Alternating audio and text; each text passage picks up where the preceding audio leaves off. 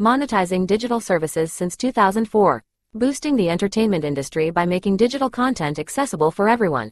AWG, where innovation meets monetization. LinkedIn presents.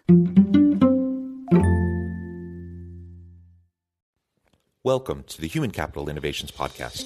We're your source for personal, professional, and organizational growth and development, where we share original research, explore industry trends, and interview executives and thought leaders from across the globe. We hope you join us often for practitioner-oriented content around all things related to leadership, HR, talent management, organizational development, and change management. Maximize your personal and organizational potential with Human Capital Innovations Podcast.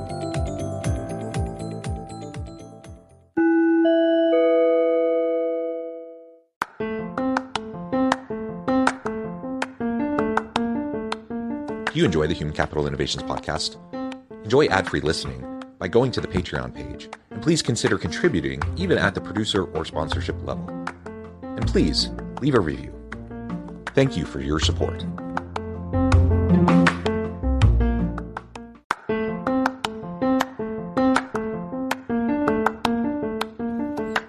Welcome to the Human Capital Innovations Podcast. In this HCI Podcast episode, I talk with Rhea Ong Yiu about how organizations can strategically balance purpose and profit.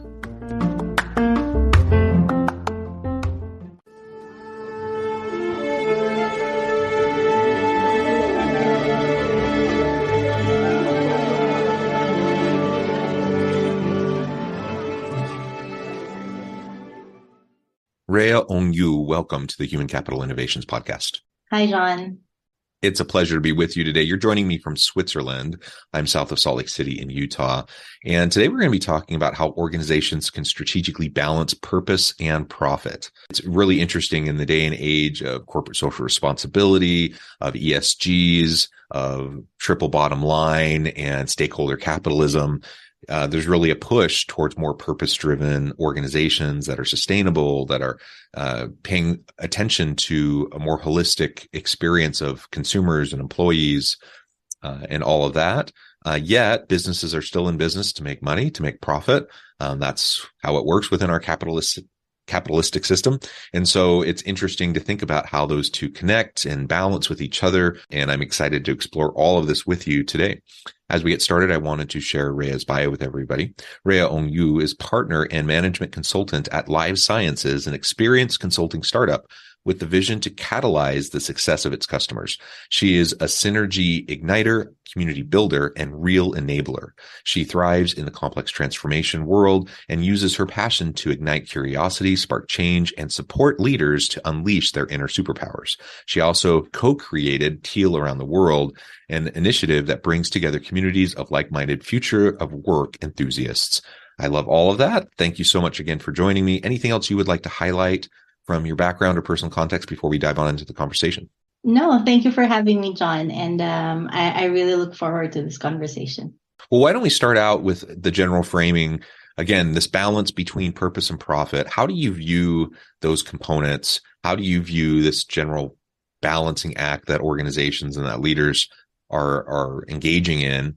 And then we can start to dig into some of the strategic approaches to how we can go about this. I think maybe I could put it in our context, right? Our company, Life Sciences, we are a purpose-led, and also, of course, we need profit in order to thrive in the business. I think there's a real need to strike a balance between what is your big, audacious goals and the big impact that you want to create in the world. And also, and along the way, why not create profit so people within the organization can fully actualize their potential and thrive? Yeah. And the reality is, if we don't have sufficient revenues, if we don't have profit, we're not going to be around for very long unless you have a wealthy benefactor who's going to fund everything. You're really just not going to last, no matter how good the idea is, no matter how great of a product or service you're providing.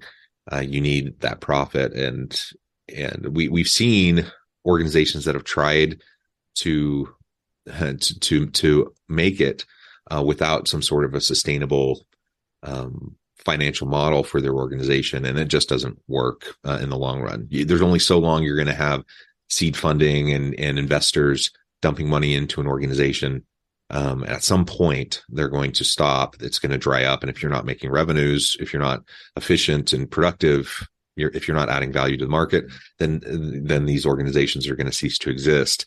And so all along, we have to think about the profit piece, and without it, we're going to struggle for sure. But again, there's really this push towards having a more purpose-driven organization, having work that's infused with meaning and purpose, and the type of work that people get excited about showing up to do. Sometimes that can be in tension with the profit piece. So how do we go about reconciling those elements? No, what you say is very important to recognize that, in order for companies nowadays to stay on the top of let's say the market, it's also important to be very clear on their purpose.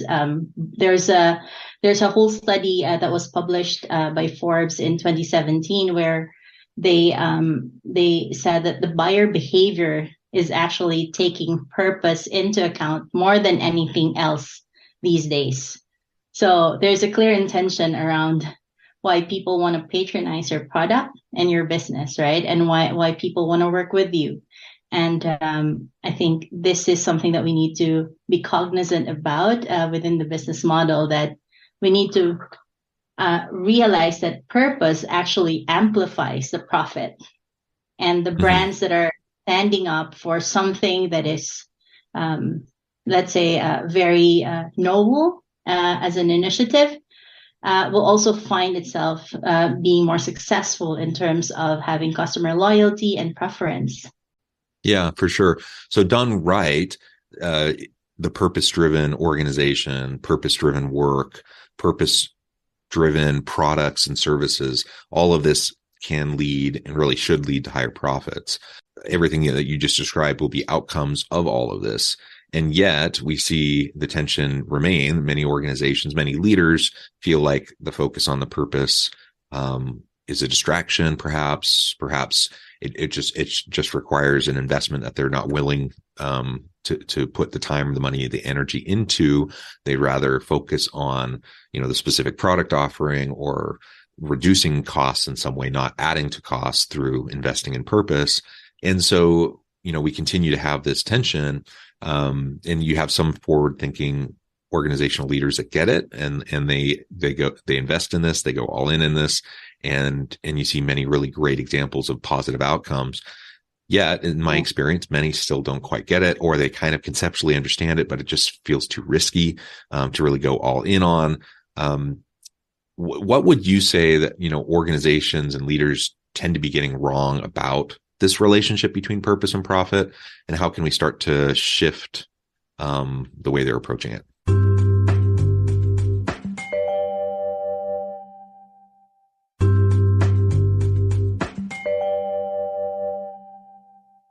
I think there's many things that I can think of.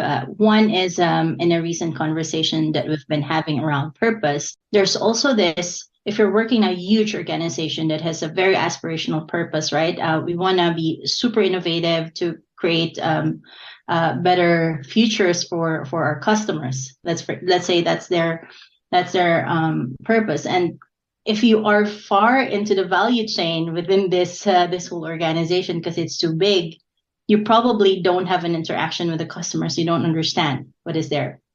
And there's a need to invest and to bridge that understanding of, is my purpose actually, my personal purpose, aligned with this company purpose? That's one thing, right? Is your purpose very aspirational for your own people as well, that they can really see themselves serving that purpose in their day-to-day work, no matter how far they are from the customer. And that's one thing to bridge. And the other thing is, I think there's a notion that businesses are still very much profit-driven. And so how do we change that narrative? How do we actually look at what is the impact we're trying to create as a business? What are we trying to bring to the world that will actually maybe shift the needle in terms of the conversations we're having. I love how there's the ESG and all of Mhm. this agencies that allow us to anchor into something meaningful. Yeah, yeah. You have social impact investing. Again, triple bottom line, people, planet, profit. Profit's still there. We're not suggesting that we don't have a profit. In fact, again, as we've mentioned, if you don't have profit, if you don't have revenue, you're going to struggle to continue to exist. And so that's definitely important. But I love the focus on monetizing digital services since 2004, boosting the entertainment industry by making digital content accessible for everyone. AWG, where innovation meets monetization. um, the purpose, the people, the planet, all of those elements are so critical if we're going to look at things holistically. I think about all the negative externalities from an if you think back to your Econ 101 class that you took in college or high school, you talk about negative externalities, like the free market has many positive components to it, but it produces negative outcomes, especially in terms of exploitation and hurting potentially employees, customers, the environment. And so that's why we have things like government regulations. That's why we have industry standards, and there's self-policing within industries. That's why there's been this movement towards more responsible businesses, CSR and ESGs and such, that we just recognize that there are these negative consequences of a capitalistic free market system that needs to be corrected for. But you don't have to throw the baby out with the bathwater. You can still enjoy many of the positive aspects of the free market while also diminishing or mitigating those negative externalities. And purpose is one of the great ways to go about doing that, because people really get passionate about and get behind a people-centric, people-oriented organization that's focused not only on the good of the people within the organization, the employees, the workers, but also the customers. And they recognize the need, the role they play in their community, the needs for from an environmental perspective, et cetera, the social impact components of what the business is doing or could be doing, the impact that they could be having. All of that really contributes to this framework. And man, the public sentiment around this has changed dramatically over the last, I don't know, certainly the last 10 years, but really the last, couple of decades. I've seen huge shifts, which I think is largely positive, still somewhat performative for some organizations, but the narrative is shifting. Yeah, I completely agree with you. I love seeing that the narrative is slowly, moving into a good direction.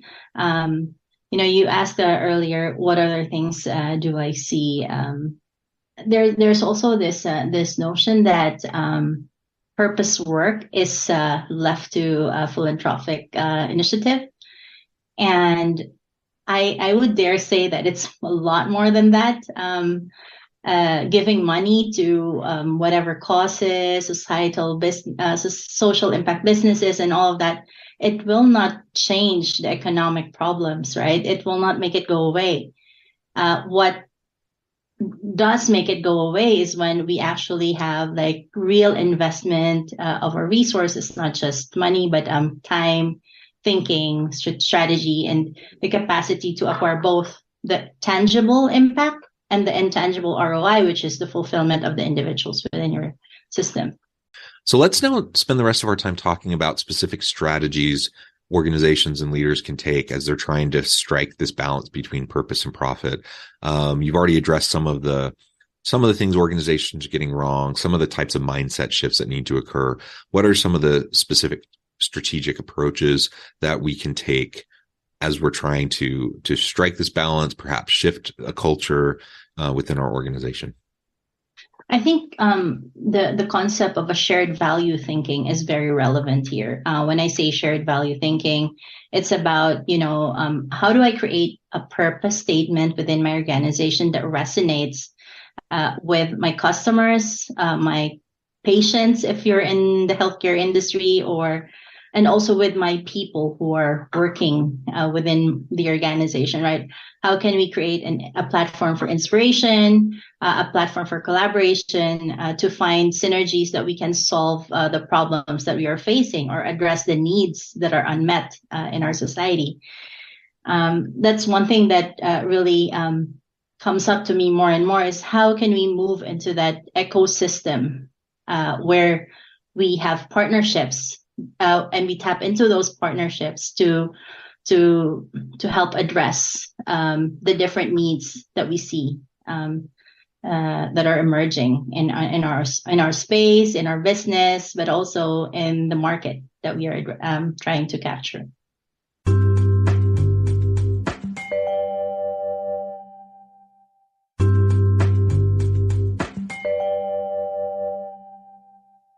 As we think about the internal mechanisms of an organization, I think of the policies, practices, procedures that are embedded within an organization that create the organizational system. So we can have great statements. We can have, hopefully, commitment from the top down to help infuse energy and have bottom-up support. Hopefully those elements are there. But so much of this, I think, really comes back to what types of systems, processes, procedures do we put in place that will help to embed and infuse these goals and this purpose throughout the organization, hold people accountable for these elements, so that it's not just something, that the CEO gets up in an all hands meeting and kind of gets everyone excited. They think about it for a month and then it kind of fades away. How do we embed this into our performance coaching and performance review process? How do we build this into ongoing OKRs and various metrics that are utilized within the organization? Any thoughts on some of those components?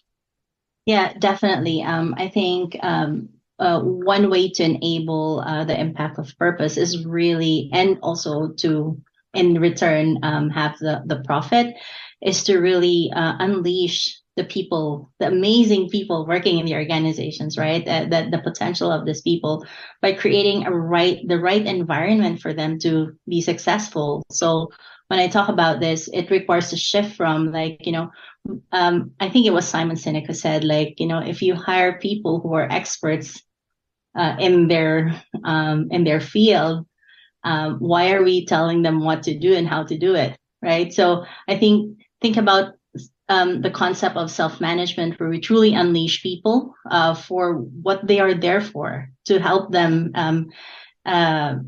bring their contributions and make it known to the organization as well, and to acknowledge, appreciate, and recognize that. Another aspect there is paying attention to the behaviors within the organization that I would like to change. So me as a leader, for example, what are the things that will help me create this right environment for others? So a sense of safety, the sense of community as well is a big deal, because people want to feel safe to do certain things, right? And be their best version of themselves in the workplace. If we can truly achieve that, then I think the inner workings of the organization will help to truly drive purpose and profit forward. Yeah, I think that's great. So I would encourage the audience, anyone listening today, you're thinking, yeah, this makes sense. I want my profit-driven organization to also be purpose-driven. I want to infuse that kind of an environment, that culture into my teams. I want them, you recognize the value and how that's going to help you create better stuff, have more sustainable systems, how it's going to help you attract and retain great people, et cetera. All the many benefits that Rhea, that you've suggested and outlined. And there really is a lot of research to go behind all of this. So you're sitting there, you're listening to this, you're thinking, this sounds good. Conceptually, you understand it's important. It can be a little daunting to take the first steps to try to drive some organizational change in this direction, especially if you have a very kind of rigid organizational bureaucratic system, if you have a very compliance oriented or a very autocratic type of organizational structure and system, it can be challenging. But I would say start having the conversations with key stakeholders within your organization, with key leadership roles. There's different ways about this. And I think every individual leader, regardless of your specific title or role or span of influence, regardless of where you're at in the hierarchy, you have the opportunity to influence things and create the environment within, at least at a minimum, within your kind of sphere of influence, your bubble, and the people you work directly with. But you can be an advocate, for more bottom up types of approaches and pressure to put on management. You can help to create, coalitions of interested individuals like yourselves that might be in middle management, to continue to, pursue this and push this kind of a dialogue along. I think all of that's healthy.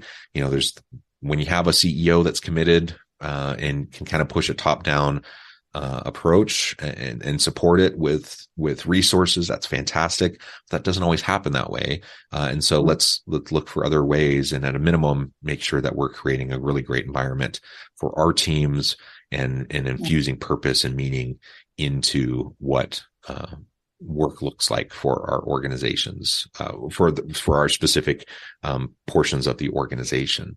And maybe we can finish there just by talking a little bit about really the future of work and how purpose connects with the future workplace. We already know that purpose-driven work is important. Where do you see things going in the next 5 years?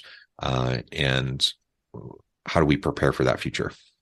I think the questions that people are asking themselves, the questions that we are asking ourselves have also changed, right? And based on those questions, we are also seeing a shift in how courageous can I be in making a small change tomorrow? Like being mindful that I cannot change the world overnight. What is the small change that I can do every day that will get me somewhere? And I think this is a conversation that many teams are starting to recognize. And has, if you think about, if we change one small thing every day within 20 days of a work week, you actually have 20 changes within a team. That's massive impact. If you think about 20 people in a team, that's exponential. So I think the concept of recognizing that there is power to change some things in small incremental ways is going to really contribute towards the future of how work is going to evolve. Yeah. Wonderful. Rhea, this has really been a great conversation. I know at the time I need to let you go here in just a minute. But before we wrap things up, I wanted to give you a chance to share with the audience how they can connect with you, find out more about your work, and then give us a final word on the topic for today. Thank you, John. So, yes, thank you for connecting with me. You can reach me on LinkedIn. You can find me on LinkedIn with Rhea Ong Yiu, RHEAONGYIU. And or drop us an email at action@lifesciences, and we will be happy to connect with you if you have any questions. Thank you. Yeah, perfect. Rhea, thank you again. It's been a pleasure. I encourage the audience to reach out, get connected, find out more about what Rhea and her team can do for you. And as always, I hope everyone can stay healthy and safe, that you can find meaning and purpose at work each and every day. And I hope you all have a great week.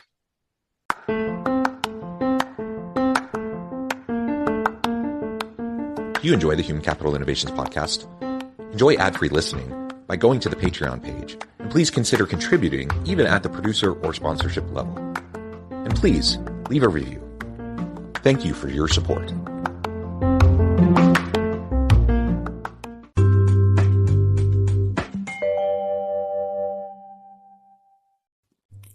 Thanks again for joining us for this episode of the Human Capital Innovations podcast. I hope you stay healthy and safe and that you have a great week.